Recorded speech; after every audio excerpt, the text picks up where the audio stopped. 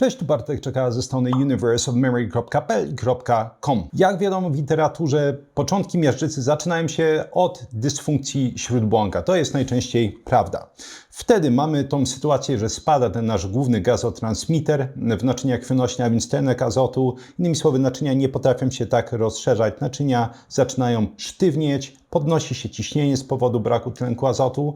No i mamy wszystkie te nieprzyjemności, które dalej będą z tego stanu, który szczególnie jeśli trwa długimi latami, płynąć.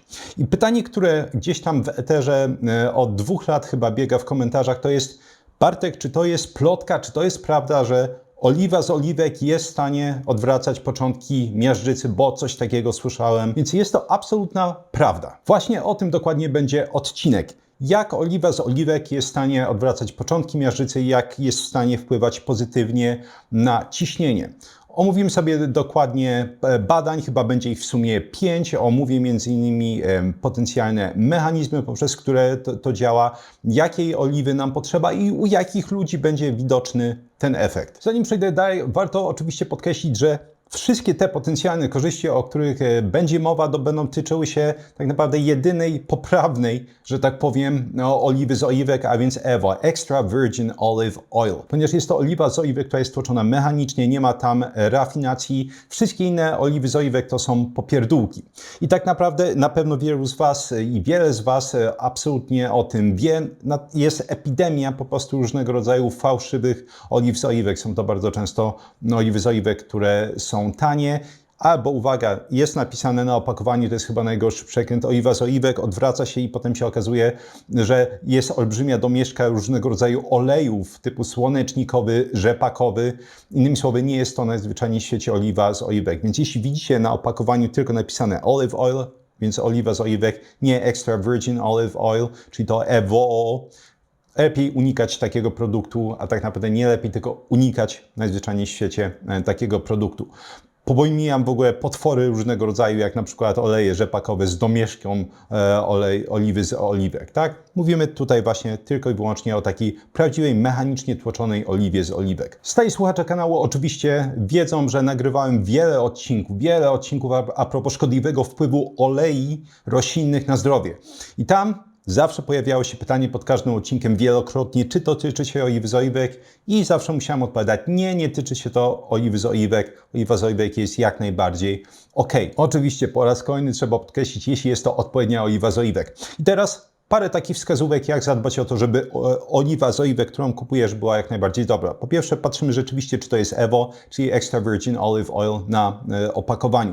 2, chcemy mieć podany region, z którego będzie pochodziła ta oliwa z oliwek, nie ogólnie napisane na przykład Unia Europejska. Idealnie będziemy chcieli mieć datę zbiorów. Kolejny punkt to jest: chcemy mieć ciemną butelkę, albo przynajmniej bardzo, bardzo mocno zaciemnioną, bo jak wielokrotnie mówiłem na kanale, światło słoneczne, ogólnie światło będzie destabilizować, będzie powodować peroksydację kwasów tłuszczowych w różnego rodzaju olejach, więc chcemy mieć pewność, że światło nie będzie tam po prostu dochodziło. 2 kolejne sposoby, aby rozpoznać dobrą oliwę z oliwek, to jest mętnienie po wstawieniu do lodówki. Oczywiście, żeby było jasne, różnego rodzaju fałszerze mają swoje sposoby często, żeby nawet takie rzeczy fałszować, ale co do zasady, jeśli będziesz mieć oliwę z oliwek, wstawisz ją do lodówki, ona powinna dosyć mocno mętnieć, powinna być bardziej taka zbita. Natomiast punkt drugi to jest smak. Generalnie jeśli ktoś chce pić oliwy z oliwek dla właściwości zdrowotnych, nie tylko i wyłącznie dla smaku, to warto wiedzieć, że oliwa z oliwek, która będzie zawierała dużo polifenoli, bo w to powinniśmy celować, zdecydowanie większą zawartość polifenoli w takiej oliwie z oliwek, powinna mieć dosyć pikantny posmak, powinna mieć taką goryczkę. I to można w bardzo prosty sposób testować, po prostu nalewając sobie odrobinę oliwy z oliwek do kieliszeczka na przykład, czy do jakiejś małej szklaneczki, wziąć łyka i to powinno trochę palić w przełyk.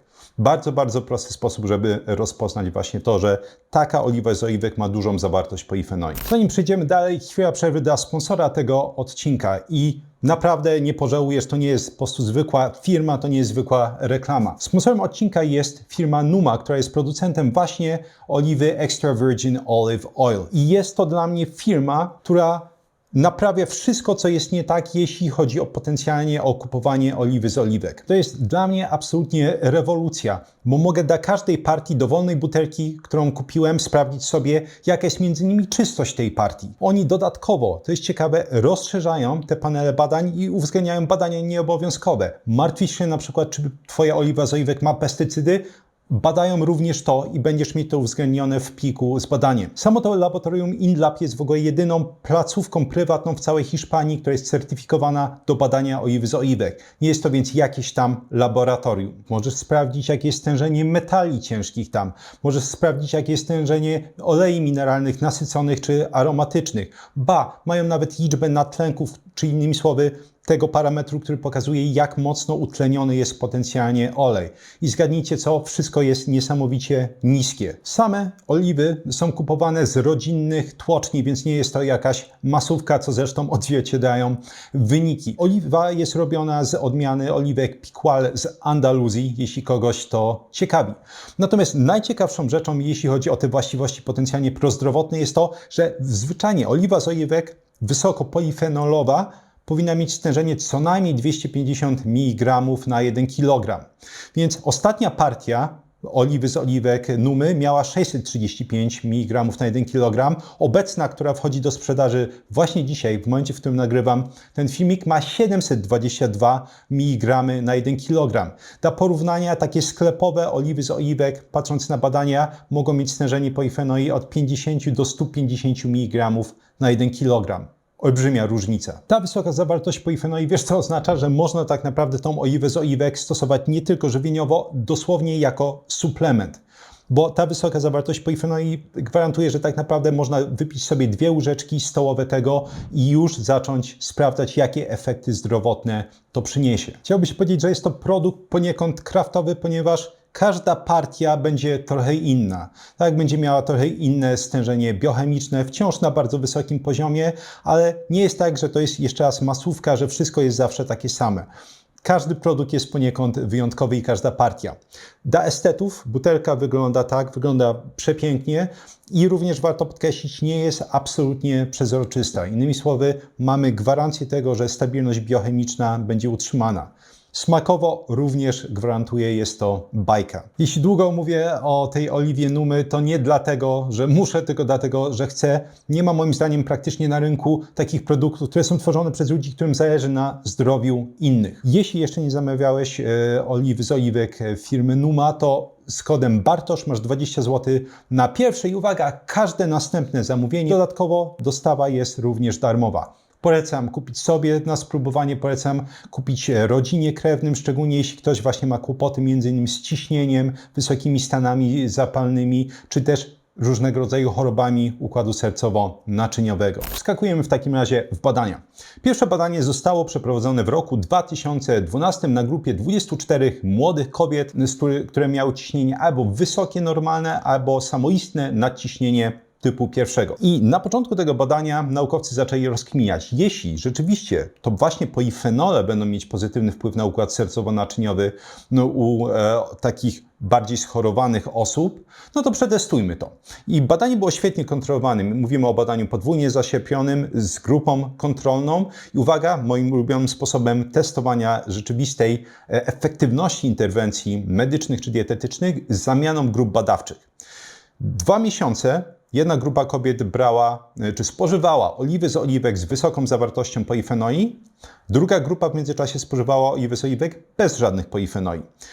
Po tych 2 miesiącach mieliśmy tak zwany okres washout, czyli wymycia czy efektów potencjalnych danej interwencji. Przez 4 tygodnie nie spożywały one w ogóle oliw z oliwek, a potem mieliśmy zamianę. Czyli te panie, które spożywały oliwy z oliwek bez polifenoli, dostały oliwę z polifenolami i na odwrót. Wyniki były tak piękne, że naukowcy płakali, kiedy spisywali wnioski. W porównaniu do wartości wyjściowych istotne spadki ciśnienia wystąpiły tylko po diecie z oliwą bogatą w polifenole. Ciśnienie skurczowe zostało obniżone o 7,91 mm supa rtęci, rozkurczowe o 6,65. Bardzo ładne spadki ciśnienia. Podobnie tylko w tej diecie odnotowano istotne spadki ADMA, czyli asymetrycznej dimetyloargininy. I teraz, jeśli ktoś nie wie, czym jest ADMA, ta asymetryczna dimetyloarginina, to jest związek, który będzie blokować syntezę tlenku azotu, czyli tak zwany ENOS. Syntaza tlenku azotu to jest w sumie, jak poniekąd sugeruje nazwa, enzym, który będzie tworzyć tlenek azotu w naczyniach krwionośnych. Innymi słowy, właśnie ENOS będzie głównie odpowiadał za to, że tego tlenku azotu jest wystarczająco, czyli naczynia krwionośne będą bardziej rozszerzone, jest poprawna wazodylatacja, czyli właśnie rozszerzenie naczyń krwionośnych. I ENOS zwyczajnie jest, oczywiście to jest bardziej skomplikowane, ale najczęściej jest aktywowany przez L-argininę, czyli ten typowy taki aminokwas, który będzie występować w białkach. No, oczywiście najlepiej przyswajalny będzie w białkach zwierzęcych i odzwierzęcych. Natomiast to, co blokuje tą syntezę tlenku azotu, to jest właśnie disymetryczna dimetyloarginina. Innymi słowy, jeśli ona spadnie, to synteza tlenku azotu będzie produkować więcej tlenku azotu. Także właśnie to pokazano w tym badaniu, że poziom ADMA spadł. To jest bardzo dobrze. Idąc dalej, poziom utlenionej lipoproteiny niskiej gęstości, a więc LDL, spadł średnio minus 28,2 do plus minus 28,5 pikograma na litr. Czy to jest dobrze? To jest bardzo dobrze. Oczywiście przede wszystkim jeśli chodzi o powstawanie miażdżycy, kłopotem będzie właśnie utleniona lipoproteina LDL. Innymi słowy, im nie jest utleniona, tym lepsza szansa, że po prostu te procesy miażdżycowe nie będą zachodzić albo będą zachodzić dużo wolniej. Jeśli chodzi o białko reaktywne C, więc CRP, spadek wynosił minus 1,9 do plus minus 1,3 mg na litr. Również bardzo ładnie spadły tutaj stany zapalne. Bo jeśli oczywiście ktoś nie kojarzy, ten marker CRP pokazuje nam stany zapalne. Co oczywiście, jak widać, na razie jest bardzo spójne, tak?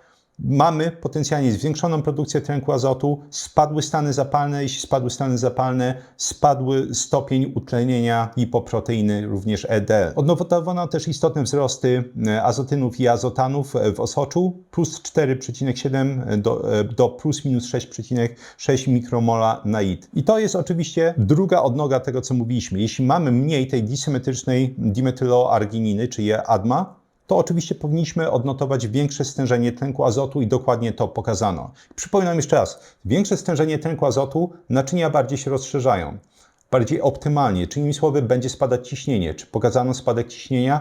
Jak najbardziej. Przypominam, że tlenek azotu również będzie zmniejszać agregację między innymi płytek krwi. Jeśli ktoś martwi się o różnego rodzaju takie procesy zakrzepowe, to jest jeden z fantastycznych właśnie sposobów zwiększania produkcji tlenku azotu.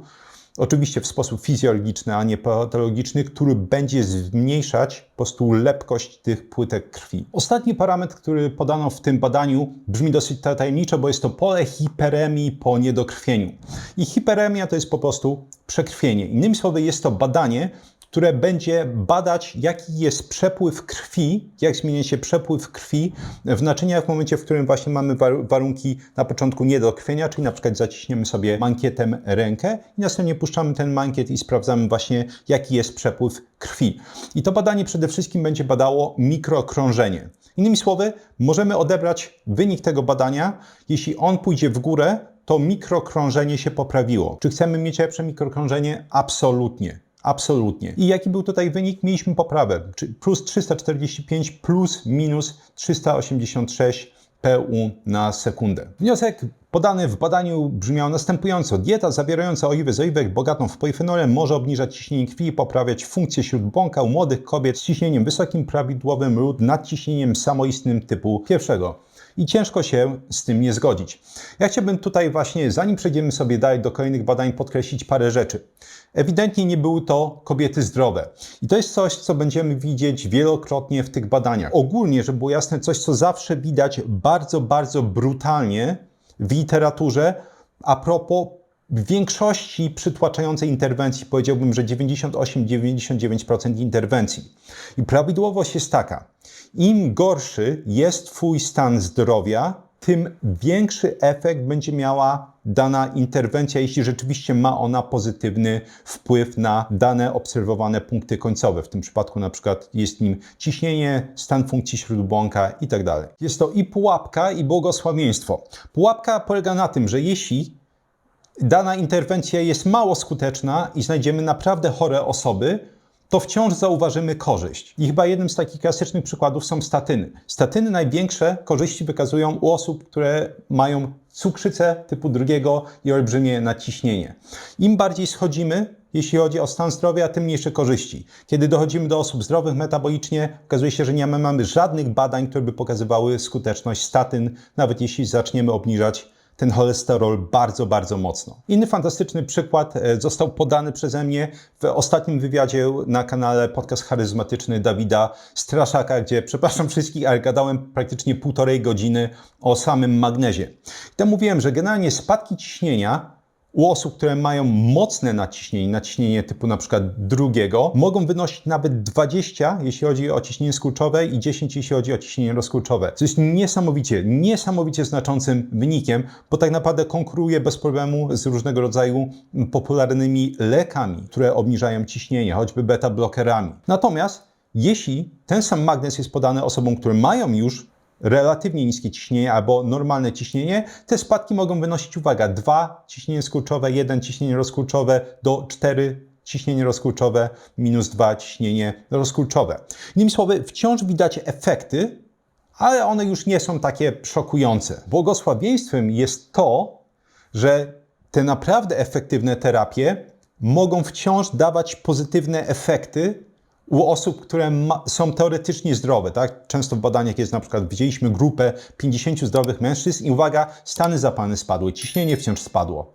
To znaczy, że oni byli zdrowi w tym sensie, że te markery, które były mierzone, były w granicach normatywnych, natomiast ewidentnie wciąż było coś do poprawy, tak? Bo mieliśmy jednak pozytywne zmiany. Także też tak należy podchodzić po prostu do takich własnych eksperymentów, do których wszystkich niesamowicie zachęcam. Najważniejszy eksperyment naukowy to nie ten, który będę cytował gdzieś w badaniu, tylko ten, który przeprowadziłeś na sobie i widzisz albo nie widzisz efektów. Jeśli widzisz, super, właśnie o to chodzi. Trzymaj się po prostu danej interwencji, jeśli tylko Ci pasuje. Natomiast dla mnie największą wartością tutaj jest, że jeśli pokażemy, że dany produkt spożywczy, jakaś żywność ma pozytywne działanie na zdrowie, to przecież jest to niesamowicie łatwo wdrożyć, tak? Oczywiście jest to kwestia preferencji smakowych. Nie każdy lubi oliwy z oliwek. Nie lubisz, nie kupuj, nie ma sprawy. Natomiast większość osób jednak ma bardzo pozytywne doświadczenia, jeśli chodzi o smak oliwy z oliwek. I przecież to jest tak łatwo wdrożyć do swojej diety, jeśli komuś po prostu zależy na też między innymi prewencji, ale poprawie między innymi tych parametrów, o których mówiłem, że głowa mała, tak? Po prostu zamiast łykania kolejnej tabletki można sobie poprawić doznania smakowe dowolnej potrawy. Z tej całej ekscytacji zapomniałem powiedzieć, że w tym pierwszym badaniu tym młodym kobietom podawano 30 mg oliwy dziennie. Czas teraz na drugie badanie. W drugim badaniu wzięło udział 160, tutaj trzeba podkreślić, zdrowych mężczyzn. Tak, czyli to jest to, co mówiłem. Wszystkie te wyniki, między innymi jeśli chodzi o ciśnienie, miały wartości normatywne, a więc normalne.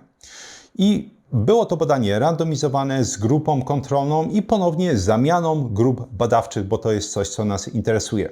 Interwencją było podawanie 25 ml oliwy dziennie. Spożywali oni 3 rodzaje oliwy, które różniły się tak naprawdę tylko i wyłącznie stężeniem polifenoli. Warto jeszcze podkreślić, że z tych 160 mężczyzn pochodziło z 2 regionów, bo to interesowało badaczy.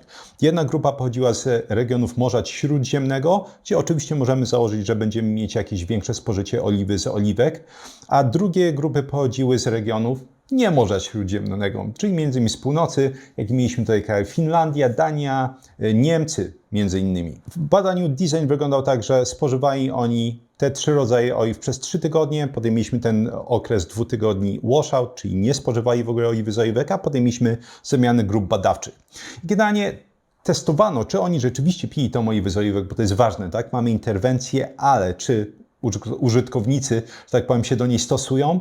Badano w tym przypadku kwas oleinowy, a więc jeden z takich głównych kwasów występujących w oliwie z oliwek i stężenie podniosło się jego o 2-3% w osoczu u osób z tych regionów właśnie nie Morza Śródziemnego. Wyniki były następujące, że ciśnienie tętnicze wskazało, że kolejność podawania 3 oliw była związana z około 3% spadkiem skurczowego ciśnienia krwi u osób z nieregionów Morza Śródziemnego. Brak efektu był dla ciśnienia rozkurczowego. Jeśli chodzi o profil lipidowy i jeśli chodzi o indeks masy ciała, więc BMI, nie mieliśmy tutaj różnicy. I znowu badanie kończy się, że oliwa z oliwek z wysoką zawartością polifenoli, bo tylko takie rzeczywiście były w stanie w tym badaniu, tak samo jak w badaniu pierwszym, obniżyć ciśnienie, może obniżyć ciśnienie skurczowe krwi u, uwaga, zdrowych mężczyzn. I to jest dokładnie coś, o czym mówiłem.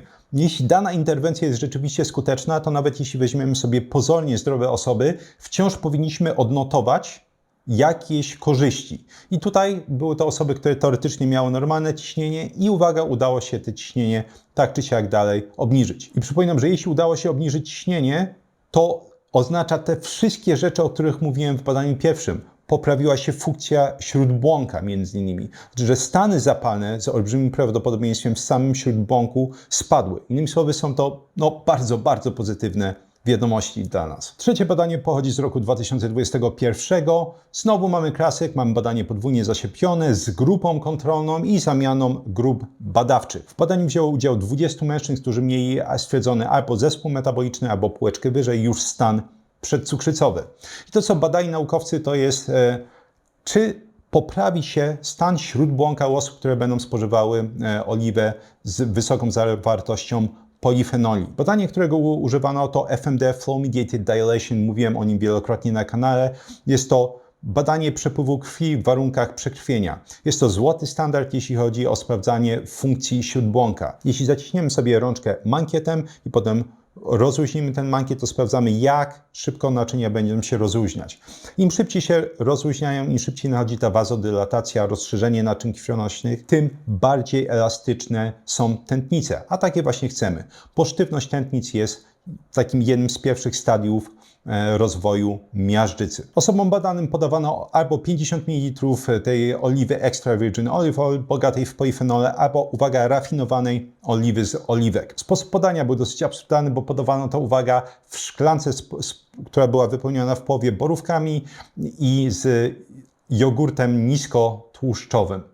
Innymi słowy, samo to, trzeba podkreślić, ma potencjalnie wpływ na wynik tego badania, chociaż wynik, jak pewnie się domyślacie, jest przewidywalny. I sprawdzano tym badaniem funkcję śródbłąka FMD 2 godziny po spożyciu odpowiednio tej oliwy z oliwek z wysoką zawartością polifenoli i rafinowanej. Funkcja śródbłąka poprawiła się u osób, które spożyły EVO, więc Extra Virgin Olive Oil, 1,2 plus minus 6,5%. Natomiast u osób, które spożyły tą oliwę z oliwek rafinowaną, to jest wynik fantastyczny, a naukowcy się tam dużo na tym nie skupili. Minus 3,6 plus minus 3,8%. Innymi słowy, średnio mieliśmy większą sztywność tętnic po podaniu tej oliwy z oliwek rafinowanej.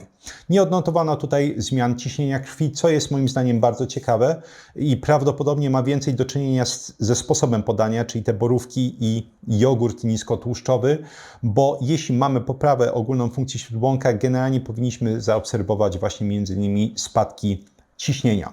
Wniosek: wysokopolifenolowa oliwa z oliwek extra virgin oil krótkoterminowo poprawia funkcję śródbłąka, rafinowana bez polifenoli nie. Raportując efekty naczyniowe, należy precyzować typ, charakterystykę oliwy. Co jest bardzo prawdziwe, bo dosyć łatwo zaobserwować, czytając badania na temat oliwy z oliwek, że nie wszystkie raportują korzyści, ale te, które nie raportują, najczęściej nie mają wysokiej zawartości polifenoli. Ostatnie badanie pochodzi z roku 2020 i tak, zgadliście, w sumie ten design tego badania jest taki sam jak tych poprzednich. Mamy badanie podwójnie zaszczepione z grupą kontrolną i, uwaga, z zamianą grup badawczych. Innymi słowy, wszystkie te badania są mega wysokiej jakości. W badaniu wzięło udział 50 osób, 66% z nich to kobiety, średnia wieku wynosiła 38,5 lat, plus minus 14. Samo badanie trwało 3 tygodnie, potem mieliśmy 2 tygodnie tego okresu wymycia, washout, kiedy nie spożywano oliwy i potem zamiana grupy badawczej. Co natomiast testowano? Testowano,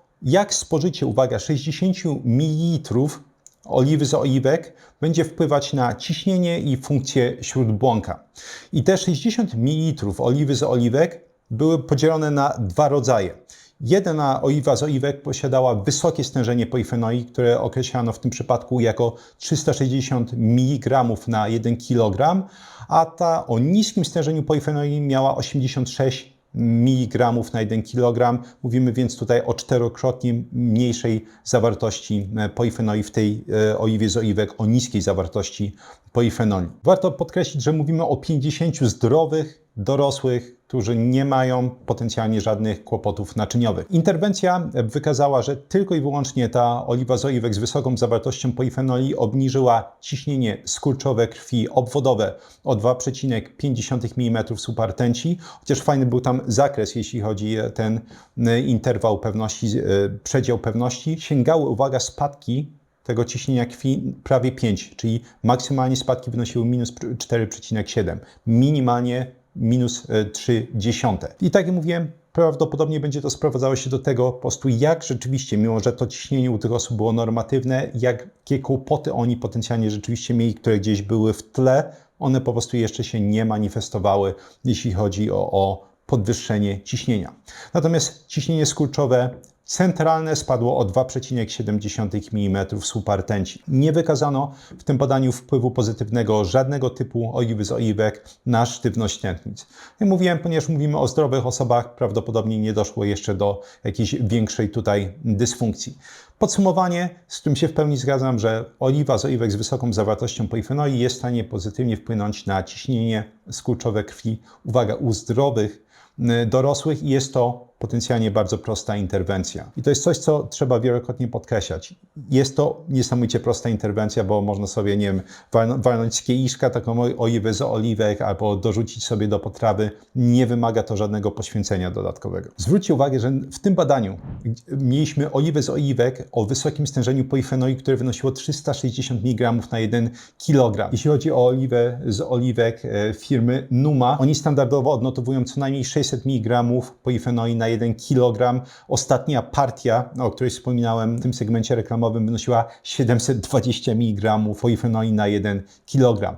Bardzo by mnie ciekawiło zrobienie po prostu badania i sprawdzenie, jak taka już ultra wysokopolifenolowa oliwa z oliwek będzie wpływać na funkcję śródbłąka i ciśnienie. I to i w populacjach schorowanych, i w populacjach zdrowych. O samej oliwie z oliwek można oczywiście gadać naprawdę długo. O właściwościach przeciwzapalnych. Oczywiście tam omawiałem, że odnotowaliśmy spadek m.in. białka reaktywnego C. Ale ogólnie, co ciekawe, oliwa z oliwek będzie działać jako inhibitor COX, czyli cykla oksygenazy. To jest dokładnie ten enzym, który jest blokowany przez różnego rodzaju niesterydowe leki przeciwzapalne. Co ciekawe, w badaniach mamy podobną efektywność spożywania oliwy z oliwek do stosowania przewlekłego takich leków, co jest niesamowite. Jeśli którykolwiek z tych wątków Was interesuje, dajcie mi proszę znać.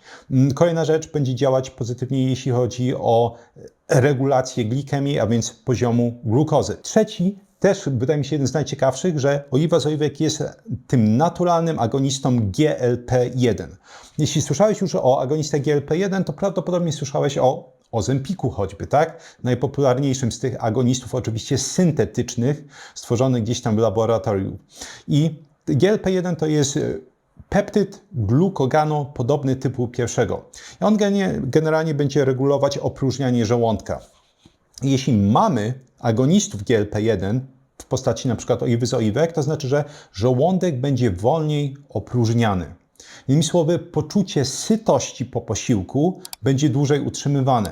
I to jest jeden z takich ciekawych paradoksów, no bo oliwa z oliwek to jest teoretycznie, możemy sobie powiedzieć, wow, tak jakaś szklaneczka czy kieliszeczek tłuszczu, ale jednocześnie, zważywszy na to, że będzie zwiększać poczucie sytości, bardzo często w badaniach widać, że osoby, które włączają oliwy z oliwek do swojej diety, będą odnotowywać spadki masy ciała. Dzięki jak zawsze za wysłuchanie tego odcinka. Testujcie tą oliwę z oliwek Numa, dajcie mi znać, jakie są doznania smakowe i też efekty zdrowotne. Jeśli są jakieś pytania, oczywiście to dajcie mi znać w sekcji komentarzy. Jak zawsze będę chwilę obecny po publikacji tego filmiku, bo przypominam, że tych starszych filmików, jeśli chodzi o komentarze, już nie obsługuję z powodu braku czasu. Zawsze jeśli masz pytanie, to poluj na nowy odcinek i wrzucaj to pytanie, nawet jeśli nie jest związane z odcinkiem, w sekcji komentarzy właśnie pod nowym odcinkiem. Ja klasycznie polecam swoje kursy Vocabulary Labs, czyli laboratoria językowe, gdzie pokazuję, jak opanować dowolny język z dowolnej rodziny języków, nieważne czy to są azjatyckie czy ugrofińskie, samodzielnie, żeby przestać wydawać pieniądze ciągle na szkoły językowe, korepetytorów, fiszki, podręczniki i tym podobne wynalazki.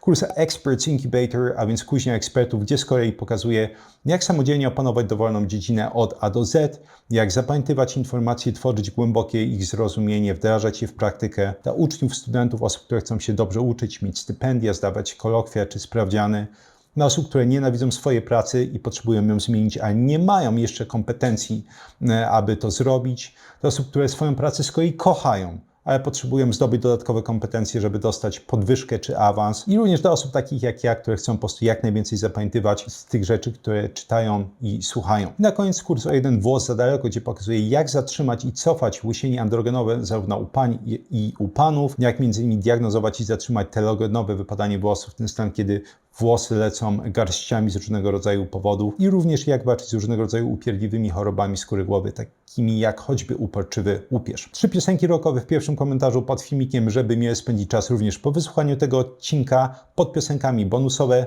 ciekawostki dotyczące oliwy z oliwek między innymi oraz na końcu literatura naukowa, którą omawiałem i na którą powoływałem się właśnie w tym odcinku.